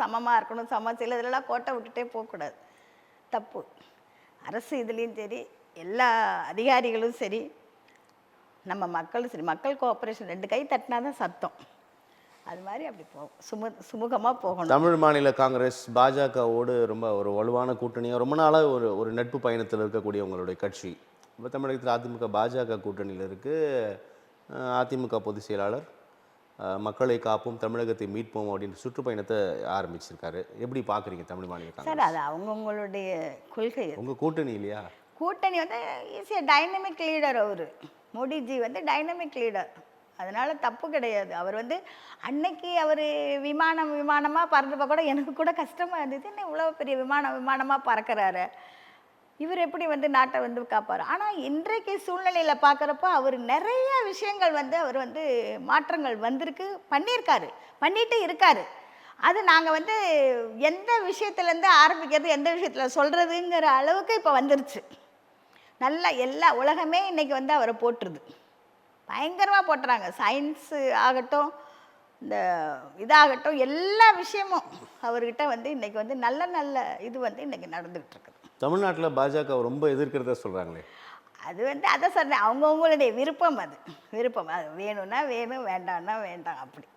பட் வந்து நீங்கள் அதாவது வச்சிருக்கலாம், மனசில் இருக்கலாம், வெளியில் சொல்ல முடியக்கூடாத நிலைமையில் இருப்பாங்க. இப்போ குறிப்பாக அதிமுக உங்கள் கூட்டணி தான். அதிமுக பாஜக கூட்டணி நிறைய விமர்சனத்தை உருவாக்கியிருக்கு தமிழக அரசியல் களத்தில். எப்படி பார்க்குறீங்க? விமர்சனம் வந்து எந்த கட்சியில தான் இல்லை சார், எல்லா கட்சியிலுமே கொஞ்சம் கூடுதலாக இருக்கிறத உணர முடியுது. அதிமுக பாஜக கூட்டணி எனக்கு தெரிஞ்ச கொஞ்சம் கூடுதலாக இருக்கே. பொதுவான கருத்து விமர்சனங்களை விட இது கொஞ்சம் சற்று அதிகமாக இருக்கே. இல்லை, என்ன காரணமாக இருக்கும்னு நினைக்கிறீங்க? இல்லை, காரணங்கள் வந்து பல இருக்கலாம். சொல்லி விமர்சனங்கிறது வந்து எல்லா கட்சியிலையுமே இருக்குது. அது நம்ம எடுத்துக்கிற விதம் தான், நம்ம எடுத்துக்கிற இதுதான். தமிழகத்தோட கள நிலவரத்தை பேசும்போது மத்திய அரசாங்கம் தமிழகத்திற்கு சேர வேண்டிய நிதியை தரமாட்டுறாங்க, நேரடியான எந்த திட்டங்களுக்கு ஒப்புதல் தரமாட்டுறாங்க அப்படின்னு தான் பாஜகவை எதிர்ப்பதாக சொல்கிறாங்க. நீங்கள் கூட்டணி கட்சி அப்படி பார்க்குறீங்க? கூட்டணி கட்சியை நாங்கள் நல்லா தான் சார் பார்க்குறோம். எங்கள் லீடர் எவ்வளியோ அந்த வழி தான் நாங்கள். அது உங்கள் லீடர் ஆபியஸாக பிஜேபி கூட்டணி தான் இருக்கார், அதனால தான் நான் கேட்குறேன் இந்த கேள்வியை. எங்கள் லீடர் எந்த பக்கம் இருக்காரோ அந்த பக்கம் நாங்கள், ஏன்னா அவருக்கு தெரியும் நல்ல எந்த இது நல்லா எடுத்துகிட்டு போகணும், தொண்டர்களை எப்படி எடுத்துகிட்டு போகணுங்கிறது ஹீ நோஸ் ஒன்லி. அதனால் வந்து நாங்கள் வந்து அவரை ஃபாலோ பண்ணிகிட்ருக்குறோம். அவர் எந்த பக்கம் இருக்கிறாரோ அந்த பக்கம் நாங்கள் இருக்கோம். அவர் முடிவு தான் இறுதியான முடிவு. அது புரிந்தது தான். ஒரு பொதுச் செயலாளர் உங்களோட கருத்து கேட்குறேன். தமிழகத்தில் வந்து சட்டம் ஒழுங்கு தொடர்பாக நிறைய விமர்சனங்கள் நாள்தோறும் வந்தவனும் இருக்குது. சமீபத்திய அந்த சிவகங்கை திருபுவனம் அஜித்குமார் இளைஞரோட காவல் மரணம் தொடர்பாக நிறைய சர்ச்சை. தமிழக அரசாங்கம் நடவடிக்கைகள் எடுத்தால் கூட அந்த சம்பவம் மீதான கருத்து விமர்சனங்கள் தொடர்ந்து வருவதை நம்ம பார்க்குறோம். எப்படி புரிஞ்சுக்கலாம் சார்? அது கூட அவங்க வந்து காவல்துறையில் வந்து சில இடங்களில் வந்து நல்லா பார்க்குறாங்க, சில இடங்களில் வந்து கோட்டை விட்டுறாங்க. எப்படி அப்படின்னா, இப்போ கூட ஸ்ரீவில்லிபுத்தூரில் ஒரு மாரியம்மன் கோவிலில் 4 பேர் ரொம்ப ஆக்வேர்டுனா அந்த மாதிரி அதை வேற ஒரு வலைதளத்தில் குழந்தைங்க பார்க்குறது. சின்ன குழந்தைய கூட தாய்க்காரி என்ன பண்ணுறா, குழந்தைகிட்ட ஃபோனை கொடுத்துட்டு போய் ஒரு தன்னுடைய பணிகளை சீக்கிரம் முடிக்கணுமேனு புள்ள அழக்கூடாதுன்னு கொண்டு பார்க்க, அது தெரியாமல் ஏதாவது ஒன்று தள்ளிக்கிட்டே போகையில் இதெல்லாம் பார்க்குங்க. பெரியவங்களும் அப்படி தான், ரிட்டையர்ட் பர்சனும் அப்படி தான். இதெல்லாம் பார்த்துட்டு அது ஒரு மனசு எவ்வளோ வேதனைப்படுவாங்க. இப்போ நாங்களாம் அதை பார்த்துட்டு ரொம்ப வெட்கப்பட்டேன், வெட்கப்பட்டேன். இப்படியெல்லாம் கேவலமாக போயிட்டுருக்குதே நம்ம தமிழ்நாடு அரசு அப்படின்னு ரொம்ப ரொம்ப வேதனைப்பட்டேன். ஆனால் அதுக்கு உரிய அதை நாங்கள் போய் காவல்துறையில் டிஜிபி அலுவலகத்தில் அதை மனுவாகவும் கொடுத்தேன். எங்கள் டீமோட போய் தமிழ் மாநில காங்கிரஸ் மகளிர் அணி சார்பில் நாங்கள் கொண்டு கொடுத்தோம். இது மாதிரிலாம் இனிமேல் நடக்காமல் பார்த்துக்கங்க. கடலூர் மாவட்டத்தில் 80 வயசு முதியோரை கெடுத்துருக்குறாங்க. இதெல்லாம் வந்து உடனே அரெஸ்ட் பண்ணியிருக்கிறாங்க, அதெல்லாம் செய்கிறாங்க. ஆனால் வந்து இது மாதிரிலாம் நடக்கக்கூடாது. முதல்ல எல்லாம் ஒரு கொஞ்சம் வருஷத்துக்கு முன்னாடி பார்த்திங்கன்னா ஆஸ்பத்திரி ஓரத்தில் படுத்திருக்கவங்க பெண்கள் முதியவர்களுக்கெல்லாம் நிறைய பிரச்சனை இருந்தது. நாங்கள் நிறைய போராடி இதெல்லாம் நடக்குதுன்னு நாங்கள் அரசு கவனத்துக்கு எடுத்துகிட்டு போய் லெட்டர் டு பெட்டிஷனுங்கிற மாதிரி நாங்கள் எல்லாம் அனுப்பிச்சிக்கிட்டே இருப்போம். இப்படி இருக்குது, இந்த இடத்துல இப்படி இருக்குது, இந்த இடத்துல இப்படி இருக்குது அப்படின்னு. அப்படி ஒரு இடத்துல ஒரு விஷயங்கள் நடக்கிறப்போ நீங்களே குறிப்பிட்டதுபடி அரசாங்கம் நடவடிக்கை எடுக்குதா அப்படின்னா எடுக்குது தான், உடனே நடவடிக்கை எடுக்கிறாங்க. ஆனால் இந்த குற்ற சம்பவங்கள் குறைந்த பாடில்லை அப்படின்னா வேற என்ன பண்ணலாம்? அதாவது வருமுன் காப்போம் என்பதை விட வந்தபின் நடவடிக்கை எடுக்கிறாங்க. ஆனால் வருமுன் காப்போம் அந்த ஒரு விஷயம் இங்கே பெரிய தேக்க நிலையாக இருக்குதுன்னு சொல்கிறாங்க. கலைஞர் அவர்கள் வந்து வருமுன் காப்போம், நமக்கு நாமே திட்டம், இதெல்லாம் ரொம்ப அழகாக கொண்டாந்தாங்க. ஜெயலலிதா அம்மா வந்து தாயோட இனிஷியலை வச்சுக்கலான்னு சொன்னாங்க. அதான் இனிஷியல் கிடைக்கலையா, தாயோட இனிஷியலை வச்சுக்கோங்க, சான்றிதழ்கள்லாம் இப்படி தான் இருக்கணும், பேர் வந்து இனிஷியல் போகணுன்னு நிறையா. அதாவது ஒவ்வொரு சிஎம் வந்து ரொம்ப நல்லா வந்து கொண்டு வந்தாங்க. அதை வந்து கொலாபு பண்ணி விட்டுடுறாங்க. அது வந்து அதிகாரிகள் குற்றமோ இல்லை அரசியல் குற்றமோ அது கடவுளுக்கு தான் தெரியும். ஆனால் இது மாதிரிலாம் செய்யக்கூடாது. வந்த ஒரு திட்டங்களை நல்ல திட்டங்களாக்கி அதை எடுத்துகிட்டு போகணும். அந்த திட்டத்தை வந்து கொலை பண்ணக்கூடாது. எதுக்கு இந்த கொலவெறி இவங்க இப்படி பண்ணணும்? சட்டங்கள் வந்து சட்டம் ஒரு இருட்டறைங்கிற மாதிரி பண்ணக்கூடாது. நீதி வந்து கண்ணை மூடிட்டு இருக்கக்கூடாது. அதே போல் இன்றைக்கி வந்து ஃபேமிலி கோர்ட் எடுத்துக்கோங்க, நிறைய சின்ன பிள்ளைங்க தான், பொம்பளை பிள்ளைங்க அவ்வளோ பேர் வந்து இன்றைக்கி வந்து ஜென்ட்ஸ் மேலே கம்ப்ளைண்ட். கோடிக்கொண்டா கல்யாணம் நேற்று தான் ஆயிருக்கும், இன்றைக்கி வந்து கோடிக்கொண்டா. அதுக்கு சொல்லி கொடுக்கறதெல்லாம் இந்த சட்டத்தில் அது ஒரு மிஸ்டேக். இந்த வாரத்திலே 2-3 சம்பவங்கள் தமிழகத்தில் அரங்கேறி இருக்கு. அப்புறம் இந்த வரதட்சணை கொடுமையால் பெண் பிள்ளைகள், இப்படி ஒவ்வொரு சட்டத்தை எடுத்தாலும் சரி, படிப்பு எஜுகேஷனல் எடுத்தாலும் சரி, மருத்துவத்துறை எடுத்துக்கிட்டாலும் சரி, இதெல்லாம் ரொம்ப ரொம்ப கவனமாக கண்குத்தி பாம்பு மாதிரி பார்த்துக்கிட்டே இருக்கணும். இதுக்கெல்லாம் வந்து அந்த ஏரியாவில் இருக்கிற என்ஜிஓஸ் அவங்கள வந்து பயன்படுத்தணும். என்னென்ன தப்புகள், பள்ளிக்கூடங்களை பயன்படுத்தணும், கல்லூரிகளை பயன்படுத்தணும். ஒவ்வொருத்தவங்களுக்கும் ஒரு டியூட்டி கொடுத்து அழகாக போடணும். இப்போ ஏன்னா இவங்களுடைய லெட்டர் டு ரைட் வர 4 இடத்துலேருந்து வந்தால் இவங்க அதை எடுத்து அதை வந்து அந்த திட்டமிடல் வந்து மிஸ்ஸிங் சொல்கிறீங்களா? சரியான திட்டமிடல் இல்லை அப்படின்னு சொல்கிறீங்களா? கண்டிப்பாக சார். ஏன்னாக்கா இப்போ நீங்கள் பள்ளிக்கூடங்கள்லாம் பார்த்தீங்கன்னாக்கா நிறைய இன்றைக்கி ட்ரக்ஸு. இப்போது அவர் காமராஜர் ஐயா வந்து கல்வி வேண்டும்னு எவ்வளோ கஷ்டப்பட்டு கொண்டு வந்தார். ஜிகே மூப்பனார் ஐயா வந்து மாணவிகளுடைய பாதுகாப்பை கருதி அந்த இதை வந்து பண்ணினார். இடத்த வந்து உடனே கிளியர் பண்ணி கொடுத்தார். அப்போது அவர் கலைஞர் இம்மீடியட்டாக பண்ணி கொடுத்தார். இப்படி வந்து ஒவ்வொருத்தவங்க அந்த நாளில் தலைவர்கள்லாம் வந்து நல்லா பண்ணியிருக்கிறப்போ இன்றைக்கு வந்து ஏன் அதை வந்து ஒழுங்குபடுத்த மாட்டேங்கிறாங்க? ஒழுங்குபடுத்த முடியலையா? அதான் எனக்கு ஆச்சு. இந்த சிஎம்மோட செயல்பாடு எப்படி இருக்குன்னு சார், சிஎம் வந்து செயல்பட்டுட்டு இன்னைக்கு வந்து ஏன் அவர் வந்து ஆர்டர் கொடுக்குறாரு, பேசுகிறாரு, போகிறாரு, நாங்கள் எல்லாத்தையும் பார்க்குறோம், வாட்ச் பண்ணுறோம். பட் வந்து ஏன் இதெல்லாம் முடியல? அது வந்து எங்களுக்கு வந்து ஒரு பெரிய கொஸ்டின் இருக்குது. ஏன் வந்து இந்த மாதிரி போதைக்கு வந்து இப்படி இருந்துகிட்ருக்குது? மருத்துவத்துறையில் ரொம்ப மோசமான நிலைமையில் இருந்துகிட்ருக்குது. இது ரெண்டும் வந்து எங்களுக்கு வந்து ரொம்ப, அதே போல் சட்டத்தில் வந்து இந்த கற்பழிப்பு அது இது, இந்த டான்ஸு, கூத்தாட்டம், கொண்டாட்டம், இதெல்லாம் வந்து கொஞ்சம் அப்படி முன்னெல்லாம் அந்த மாதிரி கிடையாது. இப்போ வந்து முன்னெல்லாம் அதுக்குன்னு ஒரு லைசன்ஸை வாங்குவாங்க, ஒரு ஒரு ஒழுங்குமுறை இருந்தது. இப்போ வந்து அந்த ஒழுங்கு இல்லைன்னு சொல்கிறீங்களா? யார் வேண்டுமென்றாலும் நடத்தி நினைக்கிறேன் நான். இல்லாட்டி எப்படி இவ்வளோ வருது சார்? டெய்லி பேப்பரை பார்த்தா பயமாக இருக்குது, டிவியை பார்த்தா பயமாக இருக்குது. ஜனங்க பயப்படுறாங்கல்ல, பயப்படுறாங்க சார். ஸோ அந்த பயத்தை போக்க வேண்டியது அரசு கடமை, அதிகாரிகள் கடமை ரெண்டும் இருக்குது. 2 கை தட்டினா சத்தங்கிற மாதிரி அரசு ஒரு பக்கம், அதிகாரிகள் ஒரு பக்கம், ரெண்டும் கரெக்டாக போகணும். அதிகாரிகள் அளவில் போதிய ஒத்துழைப்பு இல்லை, அரசாங்கம் செய்ய வேண்டியதை கூட அதிகாரிகள் செய்வதில்லை என்ற விமர்சனம் வந்து அப்போ சார், அது சரிதானா? அப்படி புரிஞ்சுக்கலாமா? அது உண்மை இருக்கா? அதிகாரிகள் வந்து செய்யணும்னா அரசியல் வளரும். அங்கே போகாமல் அதிகாரிகள் அவ்வளோ டேலண்டடாக பண்ண மாட்டாங்க. இப்போ உதாரணத்துக்கு இந்த ஒரு சமீபத்தில் நடந்த அந்த கொலை வழக்கு இப்போ இன்னும் போயிட்டே இருக்குது. உதயகுமார் அஜித் குமாரோட எஸ்பி வந்து வெயிட்டிங் லிஸ்ட்ல போட்டிருக்காங்க. 5 எல்லாம் காவலர்கள் நிறைய கைது வந்து செய்யப்பட்டிருக்கிறார். பெரிய போயிட்டு இருக்குது. மதுரை நீதிமன்ற இவ்வளோ வந்து ஏன் வளர்த்துக்கிட்டே நீதிபதி போகணும்? நேரடி விசாரணையில் இறங்கி இருக்கிறார். வளர்த்துக்கிட்டே போகுது. இதெல்லாம் அந்த நாள்லலாம் டக்குன்னு ஒரு காரியம்னா அழகாக முடிஞ்சிடும் சார். இப்போ ஏன் அப்படி போயிட்டு இருக்குது? அப்போது ஒருத்தங்க ஒரு லைன் கொடுக்குறாங்க, அந்த லைனை ஃபாலோ பண்ணுறாங்க. ஒருத்தங்க இன்னொரு லைன் கொடுக்குறாங்க, அந்த லைனை ஃபாலோ பண்ணுறாங்க.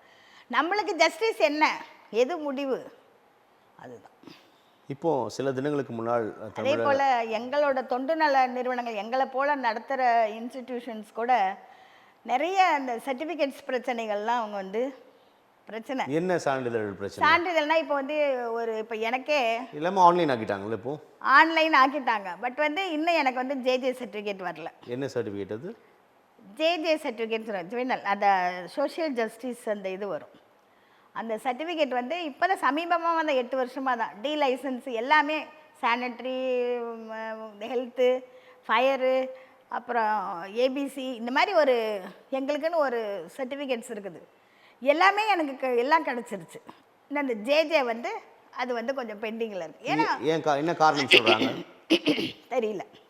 இல்லை, அது ஒரு நிபந்தனைகளை வச்சுருப்பாங்க இல்லையா? நிபந்தனைகள்னால் கலெக்டர் வந்தாங்க, கலெக்டர் வந்து அட்டன் பண்ணாங்க. சர்வீஸ் இருக்குது இந்த இடத்துல, நல்லா தான் நடத்துகிறாங்க. 45 ஆண்டுகள் பண்ணிட்டு இருக்கிறீங்க. 45 வருஷம் சார். அதான் சொல்கிறேன். அப்புறம் என்ன சிக்கல்கள் இருக்க போகுது? அதான் தெரியல. இந்த தொலைக்காட்சியில் நான் வந்து அதையும் நான் வந்து வைக்கிறேன். எனக்கு அதுக்கு வந்து ஒரு தீர்ப்பு கிடச்சுன்னா எனக்கு ரொம்ப நல்லாயிருக்கும். I am very happy to thanks Tamil Nadu government. இப்போ உங்களை போன்று 45 வருடங்கள் களத்தில் இருக்கக்கூடியவர்களுக்கு இது டஃப்பாக இருக்குன்னா, இன்னொருத்தர் சமூக சேவை நோக்கத்தோடு இன்ஸ்டிடியூஷனை மூடி புதுசாக ஆரம்பிக்கிறவங்களுக்கு இப்போ ரொம்ப டிஃபிகல்ட்டாக இருக்குமே. அது இப்போ இன்ஸ்பெக்ஷன் என்ன எளிமைப்படுத்தணும்னு சொல்கிறீங்க, உடனடியாக வழங்கணும்னு சொல்கிறீங்களா? ஆமாம், அதை உடனடியாக வழங்கணும்னு சொல்ல சார். அதை வந்து தீர்ப்பாய்வு பண்ணட்டும், ஆய்வெல்லாம் செஞ்சு. அதுதான் சார், கண்காணிப்புக்கு பிறகு அவங்க செய்கிற ஆய்வுகள்லாம் ஒரு தடவைக்கு 4 தடவை வராங்க, 5 தடவை வர்றாங்க, ஆய்வுகள்லாம் நடக்குது. அதில் வந்து ஒருத்தவங்க மட்டும் ரொம்ப டார்ச்சராக கேட்பாங்க ஸ்டாஃபுங்களை. அப்போ நான் இருந்துட்டேன்னா பரவாயில்ல, நான் வந்து என்னத்துக்கு நீங்கள் இவ்வளோலாம் கேள்வி கேட்குறீங்க, தேவையில்லாது. என்ன குறைகள் நிறைகள் எதை குறைன்னா எழுதுங்க, நாங்கள் அதை தப்பை வந்து நாங்கள் திருத்திக்கிறோம். இவ்வளோ நாளாக இவ்வளோ காலமாக சொல்லாததை இன்றைக்கி வந்து ஒரு யூனிவர்சிட்டி மாதிரி எடுத்துகிட்டு இருக்கிறீங்க. எனக்கு புரியல, என்ன காரணமாக இருக்குன்னு நினைக்கிறேன். அதுதான் தெரியல சார். எங்களை எல்லாம் குழப்புறாங்க ஒரு குரூப்பு. இப்படி இருக்குது. எங்களை மட்டும் இல்லை, எங்களை போல் தொண்டு நல நிறுவனங்கள் இதை என்ன கமர்ஷியல் படுத்த பார்க்குறாங்களா, இல்லை வேற ஏதாவது அவங்களுக்கு மனசில்? நிறைய தொண்டு நிறுவனங்கள்ன்ற போர்வையில் சில விமர்சனங்கள் இருக்கு இல்லையா? தப்புக்கள் வந்து அதனால கொஞ்சம் கண்காணிப்பு அதிகப்படுத்திருக்காங்கன்னு நீங்க புரிஞ்சுக்கூடாதா? அதை கண்டிங்க, அதை நேரடியாக போய் கண்டிங்க. அது தப்பு. சரியாக நடத்துபவர்களுக்கு நீங்க உடனே கொடுக்கலான்னு சொல்றீங்க. ஆமாம். எப்போ வந்து இவ்வளோ ஒரு சீனியாரிட்டியாக நடக்குது, அது மெயின் ரோட்டில் நடக்குது. நான் மட்டும் இல்லை விதிவிலக்கு, என்னை போன்ற நிறுவனங்கள் நிறைய இருக்குது சார். முதியவர்களை வச்சு சீனியாரிட்டிஸு எதுக்கு இப்படி தவிக்க விட்றீங்க? மத்திய அரசாக இருக்கட்டும், மாநில அரசாக இருக்கட்டும், எதுவாக இருந்தாலும் சரி, ஓப்பனாக தான் நான் சொல்கிறேன். அதை வந்து சரி பண்ணிக்கணும். நல்லது மேடம், உங்களுடைய வருகைக்கும் கருத்து பகிர்வுக்கும் மிக்க நன்றி. உங்களுடைய தொண்டு நிறுவனம் மென்மேலும் வளர வாழ்த்துக்கள். Thank you sir. நன்றி. தமிழன் தொலைக்காட்சிக்கும் நன்றி.